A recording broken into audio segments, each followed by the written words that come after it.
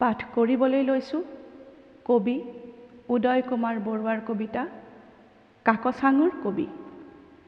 অকালতে হেৰাই যোৱা সংবেদী কবি মৃদুল বৰুৱাৰ সোঁৱৰণত। মাত এষাৰো নিদিয়াকৈ ধনশিৰিৰ পাৰত হুমুনিয়াহ এটা থৈ সি গুচি গ'ল।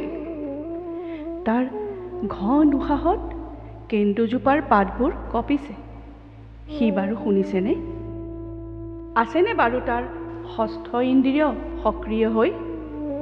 দেখিছেনে সি ধনশিৰিৰ সোঁতত থমকি ৰোৱা মৌ বৰিয়লিৰ জাক?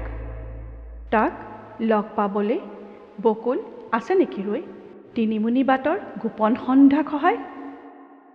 আমি অন্ধলাবোৰে তাক দেখা নাই। কটনা কটা আইৰ হেতা হাঁহিটোলৈ আজি মনত পৰিছেনে তাৰ? নুমাও নুমাও টিপ চাকিটো জ্বলাই নিশা এপৰলৈ আছেনে ৰৈ বঢ়া ভাত একাঁহী লৈ? দল হৰিণৰ চিঞৰটোও শুনা নাই।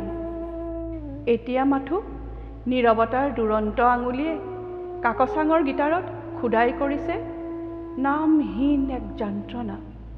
সি বাৰু শুনিছেনে বাৰু সি?